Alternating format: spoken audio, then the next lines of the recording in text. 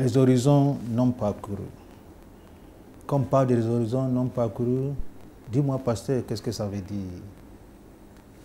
Il s'agit, n'est-ce pas, des montagnes non encore possédées. Il y a des montagnes que Dieu veut que tu possèdes. Il y a des rivières que Dieu veut que tu traverses pour aller à l'autre bord.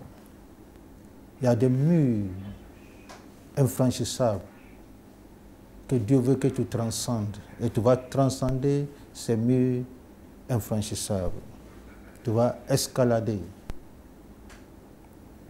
Il y a des territoires non encore conquis que Dieu veut que tu possèdes. Il y a des géants à éliminer. Il y a des victoires, n'est-ce pas, à gagner. Il y a des territoires que Dieu a dit à Josué, malgré son âge, en Josué chapitre 13, Dieu lui a dit, tu es vieux. Bien, tu as possédé des terrains. Mais Dieu lui a dit, il y a encore des vastes terrains à posséder. Et je vais dire à quelqu'un, il y a des vastes territoires et des terrains à posséder. En Dieu, il y a des dimensions à atteindre. Et aucun de nous n'a atteint la dimension que Dieu divinement a prévue pour lui. Toi, tu vas atteindre cette dimension. Dieu va t'amener à cette dimension. En Genèse 11, le verset 31, je lis Genèse 11, le verset 31. La Bible nous dit que Terach prit Abraham, son fils, et Lot, fils d'Aran, fils de son fils, et Sarah, sa belle-fille, femme d'Abraham, son fils. La Bible dit, ils sortirent ensemble, ou en Chaldée, pour aller au pays de Canaan. Il vint jusqu'à Charan et il y habitait. Ils sortirent ensemble pour aller au pays de Canaan. Leur destination finale était Canaan. Il vint jusqu'à Charan et à Charan, ils y habitaient. Le thème de notre réflexion, c'est Charan n'est pas Canaan. Charan n'est pas Canaan. Il y a un Canaan pour la vie de chaque personne. Il y a un Canaan divinement préparé et prévu pour toi et pour chaque personne. Mais nous allons voir pourquoi Abraham, au lieu d'aller à Canaan, sa destination finale, il s'est installé à Charan. Charan n'est pas Canaan. Si nous lisons encore la Bible, Acte 7, le Saint-Esprit nous éclaire encore bien. Le verset 2. Étienne répondit, hommes frères et pères, écoutez, le Dieu de gloire apparut à notre père Abraham lorsqu'il était en Mésopotamie, avant qu'il ne s'établisse à Charan. Et il lui dit, quitte ton pays et ta famille, et va dans le pays que je te montrerai. Il sortit alors du pays des Chaldéens, des Chaldées. Il s'établit à Charan. Il partait en Canaan. Arrivé au point de son transit, au lieu de continuer, il s'installe à Charan. Mon message est pour quelqu'un qui n'est pas encore au port désiré, qui est à Charan au lieu d'être à Canaan. Et tu sais bien que ta destination finale, ta destinée, où Dieu veut que tu sois. Excellence, c'est à Canaan, c'est la terre promise. Mais actuellement, tu es à Charan, pour une raison, pour une autre. Et tu penses que c'est ici qui est ta destination. Non. Dieu veut que tu ailles mieux.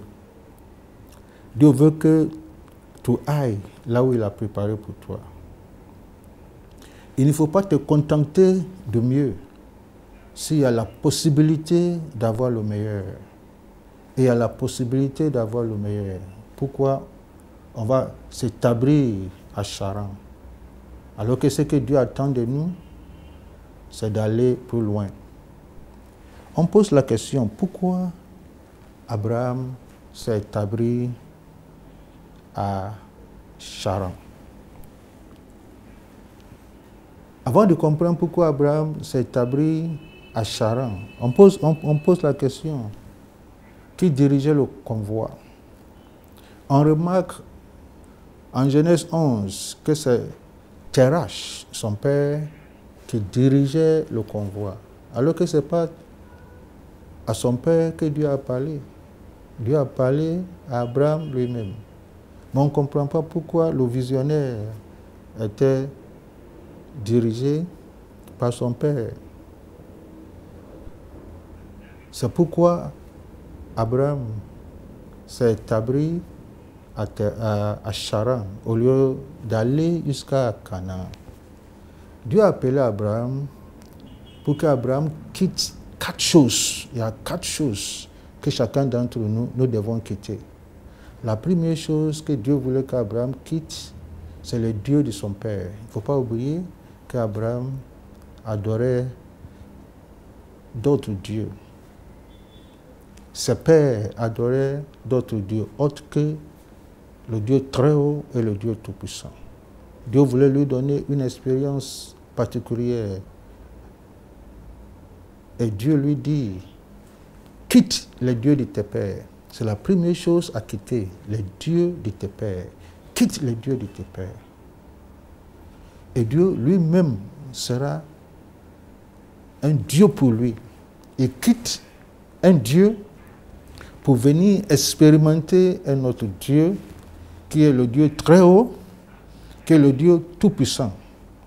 Et vous allez remarquer que chaque séparation que Abraham va faire, Dieu va l'orienter et Dieu va le diriger à une autre chose plus glorieuse que ce qu'il quitte.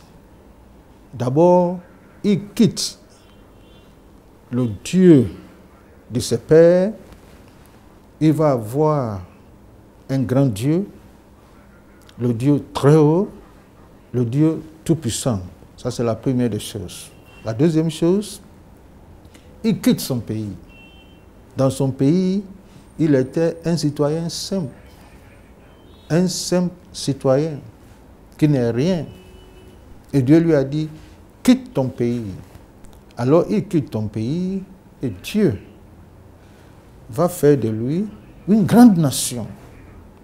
Une nation plus grande, une nation plus glorieuse que celle qu'il quitte. C'est ce que Dieu veut faire de toi. Chaque fois que Dieu te dit de quitter une relation, de quitter une fonction, de quitter quelque chose, ça veut dire qu'il a préparé plus grand pour toi. C'est pour ton intérêt, Excellence, de quitter et de quitter. Il a quitté son Dieu, il a eu un grand Dieu qui est le Dieu très haut et le Dieu tout-puissant. Il a quitté son pays, Dieu va lui donner un pays plus grand, une nation plus grande, un pays plus glorieux. Il ne sera pas un citoyen, il était citoyen simple de son pays d'origine. Mais dans ce pays que Dieu lui donne, il ne sera pas un citoyen simple, il ne sera pas un simple citoyen, il sera, n'est-ce pas, le père de cette nation. Alors que je parle, le Saint-Esprit parle à ton cœur. Il y a des choses, Dieu t'a dit de quitter. Et Dieu t'attend de quitter. La troisième chose, que Abraham doit quitter, c'est sa patrie. C'est sa patrie. Dans sa patrie, c'est un membre simple ou un simple membre.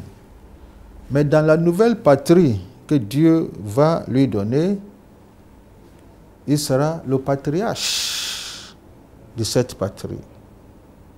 Pour confirmer ce que nous sommes en train de développer, chaque fois que tu quittes quelque chose, au nom du Seigneur et de la part du Seigneur, ce qu'il a préparé pour toi, c'est plus grand. Peut-être tu es une jeune fille, tu es attachée à un monsieur, un homme marié ou bien un monsieur, et Dieu te dit quitte. Mais tu dis, mais qui va payer le loyer? Qui va payer ma scolarité? Chaque fois que Dieu te dit de quitter, il a quelque chose de plus grand pour toi. Il y a quelque chose de plus grand pour toi.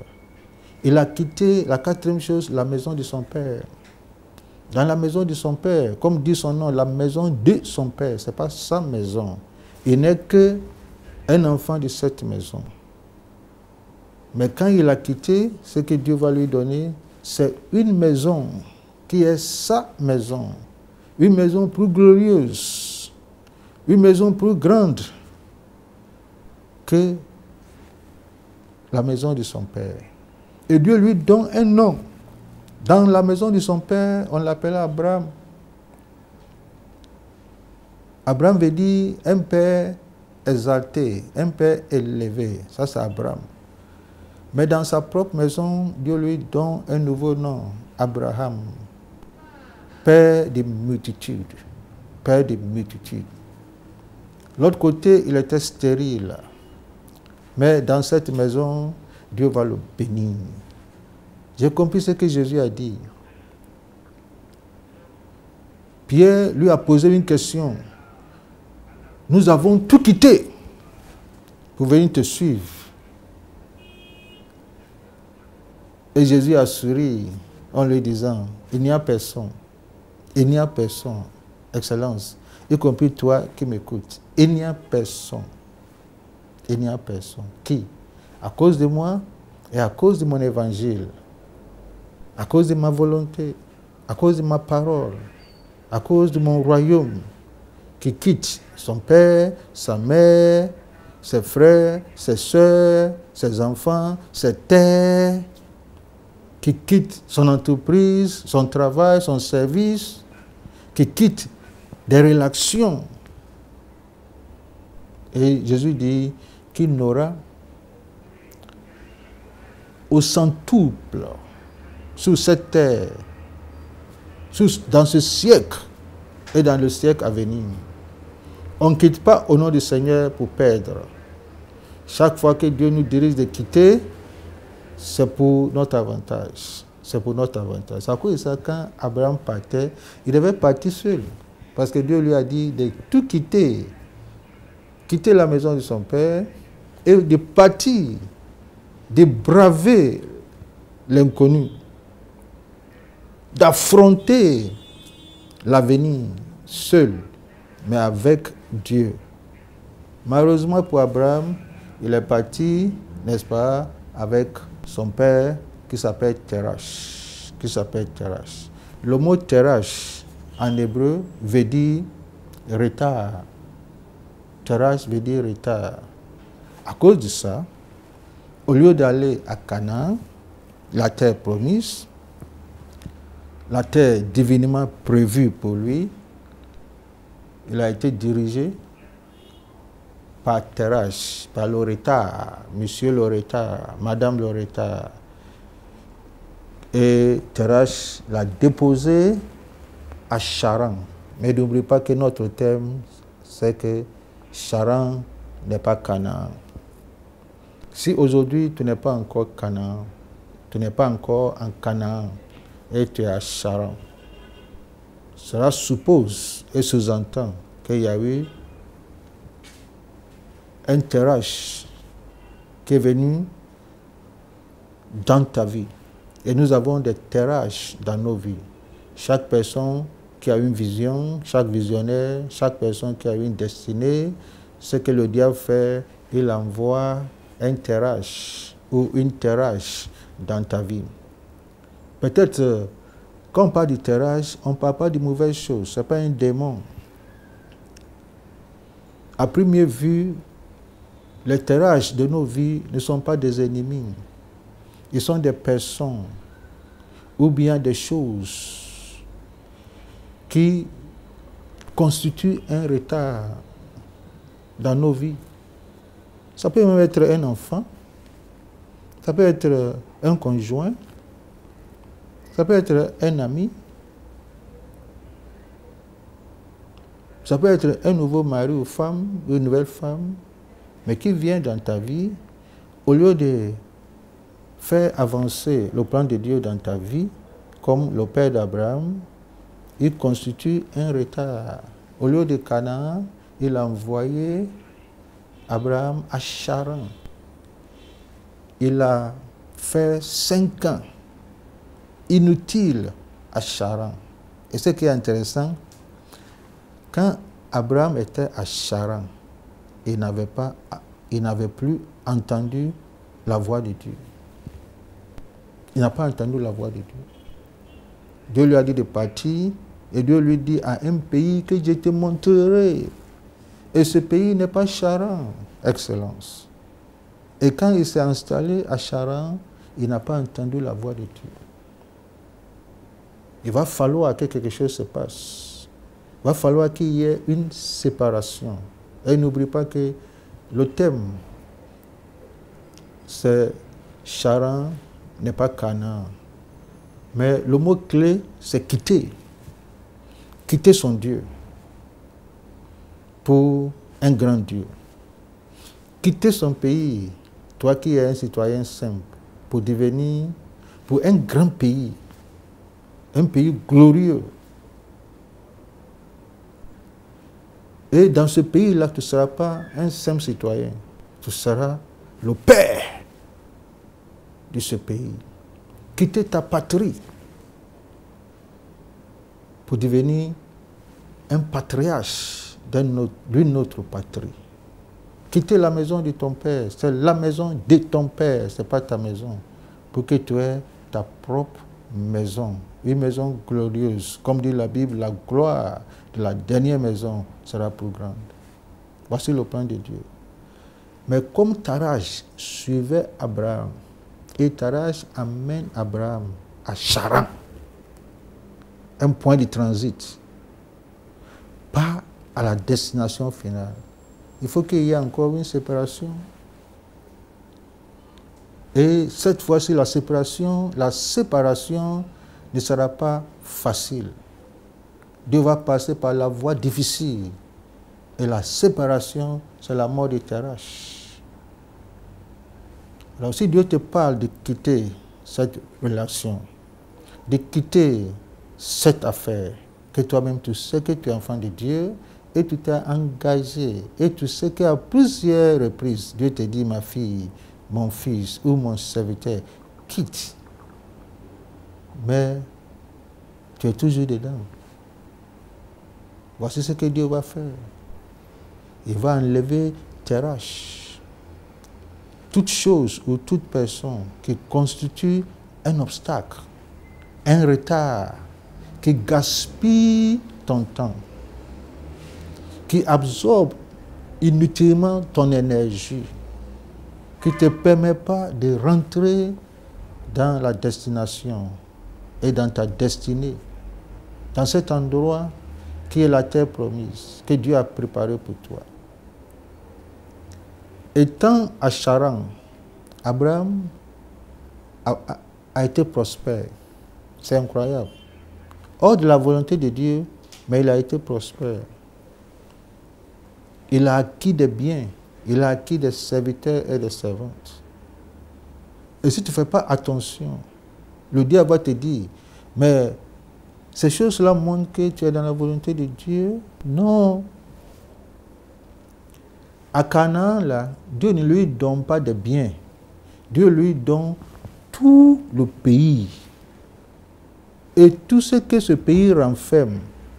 Imagine-toi, avoir quelques biens à Charan, ou encore tu es un étranger, un simple citoyen, un immigrant, et Dieu te dit, je t'envoie quelque part. Tu ne seras pas étranger ni immigrant. Tu ne seras même pas un simple citoyen. Je te donne ce pays à toi et à ta postérité pour toujours. Quand même. Je dois tout faire pour aller là où Dieu veut que je sois. Mais Abraham était toujours à Charan. Il a fallu que son père le quitte définitivement. Il a fallu la mort de son père. Et ici, il s'est levé et il est parti aller à Canaan. Est-ce que tu veux que Dieu passe par la voie difficile avant que tu fasses sa volonté? Ou bien tu veux faire sa volonté? Dieu a un plan pour toi. Dieu a un pays divinement préparé pour toi. Il a une dimension, c'est ce qu'on appelle des horizons non parcourus. Il a une grande dimension pour toi. Là où tu es, ce n'est pas là où Dieu veut que tu sois. Dieu veut que tu sois dans une terre, dans une dimension, dans un horizon divinement préparé pour toi. Et tu dois braver l'inconnu. Tu dois affronter l'avenir. Et pour y arriver, il y a certaines choses qu'on doit quitter. Il y a certaines choses qu'on doit quitter. On ne peut pas faire ce qu'on a l'habitude de faire pour avoir ce qu'on veut avoir. Si tu fais ce que tu as l'habitude de faire, tu auras ce que tu as toujours eu. Si tu veux avoir ce que tu n'as jamais eu, Dieu nous appelle à faire ce qu'on n'a jamais fait. Dieu nous appelle à transcender les murs infranchissables. Et ce qui est plus difficile, il nous appelle à quitter. Il nous appelle à quitter. Il nous appelle à quitter quelque chose. C'est l'esprit de cette semaine. Il nous appelle à quitter. Il ne faut pas simplement quitter Mésopotamie ou en Chaldée, qui est aussi à Charan. Il faut quitter Charan. Il faut laisser tout, il faut quitter Charan. Il y a quelque chose que Dieu a préparé pour toi. Laisse les terrasses. Laisse les terrasses. Il faut quitter les terrasses. Ce qui constitue un obstacle. Ils sont des freins. Ils ne sont pas des démons, s'il te plaît. Mais ils sont des freins à ton avancement. Sans une séparation, tu ne peux pas voir la gloire de Dieu. L'apôtre Paul dit, quitte au milieu d'eux. Sépare-toi de toutes tes races, quels que soient qui ils sont. Pour Abraham, c'était son père. Quels que soient qui ils sont, quitte les terrasses. Et si tu quittes les terrasses, tu verras. Lot a posé beaucoup de problèmes à Abraham parce qu'Abraham ne s'est pas quitté. Il ne s'est pas séparé d'avec Lot. Dieu nous appelle aujourd'hui à quitter. Il ne faut pas te contenter de mieux à Charan. Il y a du meilleur à Canaan. Terrasse, il ne peut pas t'amener à une dimension qui lui est inconnue lui-même. Tout ce que Terrasse connaît, c'est Charan. Mais lève-toi aujourd'hui, Excellence, affronte l'inconnu, brave l'avenir, prends tes affaires, prends ton courage, va par la foi à Canaan. Tu ne connais pas la route, mais Dieu dit, dans le pays où je te montrerai, il va te montrer, il va te diriger, va par la foi. Et c'est ce que Abraham a fait. Et aujourd'hui, Abraham est devenu père de la foi. Tu peux aussi faire la même chose. Abraham aussi a fait des erreurs, comme nous tous, nous avons fait des erreurs. Abraham a fait des erreurs. Il a été dirigé par quelqu'un qui n'avait pas reçu la vision et qui n'a pas entendu la voix de Dieu. Il devait se séparer de son père qui adorait toujours des autres dieux. C'était difficile. Il n'a pas voulu se détacher, mais il a appris ça par la voie difficile. Dieu ne veut pas que tu suives ça par la voie difficile. Nous allons prier. Je vais prier pour toi. Dieu me parle moi-même. Toi aussi, Dieu te parle. Le mot clé, c'est quitter. Mais la bonne nouvelle, c'est que tout ce que tu quittes là, Dieu te donne le meilleur. Il ne faut jamais oublier ça. Tu quittes ton Dieu, tu auras Dieu Tout-Puissant. Dieu très haut. Tu quittes ton Père, tu auras le Père Céleste. Tu quittes ton pays en tant que citoyen, un simple citoyen, Dieu te donnera un grand pays, plus grand et plus glorieux. Tu ne seras pas un simple citoyen. Tu seras le Père de ce grand pays. Tu quittes ta patrie, tu seras patriarche d'une autre patrie. Tu quittes la maison de ton Père, Dieu te donnera ta propre maison, une grande maison, une maison élevée. Si Abraham